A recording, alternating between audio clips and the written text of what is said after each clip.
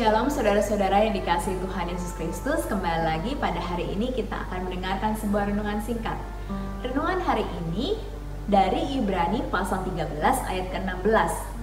Dan janganlah kamu lupa berbuat baik dan memberi bantuan, sebab korban-korban yang demikianlah yang berkenan kepada Allah. Saudara-saudara, tema kita hari ini rintangan-rintangan dalam usaha menolong orang. Sekalipun kita terdorong menolong orang lain dan sungguh-sungguh dalam melakukannya, tetapi ternyata tidak selalu mudah. Sikap menolong yang dilakukan terkadang dapat disalahartikan oleh orang yang menerima pertolongan. Jika minggu lalu kita membahas tentang kapan harus berbicara dan kapan jangan berbicara, hari ini kita membahas tentang rintangan-rintangan dalam usaha menolong orang saat bercakap-cakap. Ketika kita sedang berbicara dengan seseorang yang mengalami krisis, jangan mendominasi percakapan maupun terlalu pasif. Bagaimana dapat mengetahui bahwa kita mendominasi percakapan? Di antaranya, sering menginterupsi, tidak sabar, mengubah-ubah pokok persoalan, memaksakan pendapat, dan menguliahi. Beberapa pribadi yang suka bergantung pada orang lain mungkin menyukai pendekatan semacam ini.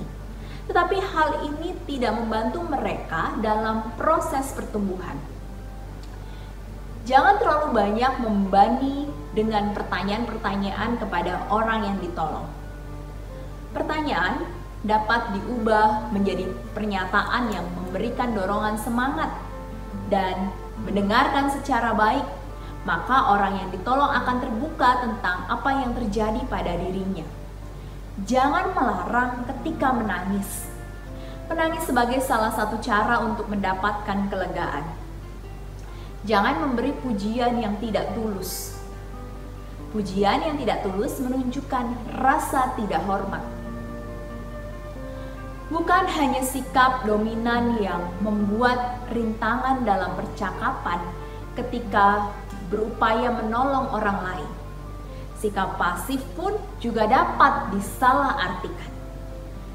Jika kegiatan verbal hanya sedikit atau tidak ada sama sekali, tentu membuat orang yang ditolong merasa kebingungan dan tidak dapat memahami sikap yang diberikan. Bahkan, sikap pasif tersebut dapat diartikan sebagai sikap tidak peduli, sikap mengecam, atau menolak. Tidak mudah melakukan percakapan dengan seseorang yang mengalami krisis. Tetapi ketika kita punya hati yang tergerak untuk melakukannya, janganlah dipendam. Sekalipun menolong orang lain memiliki rintangan, tetaplah ingat untuk berbuat baik dan memberikan bantuan.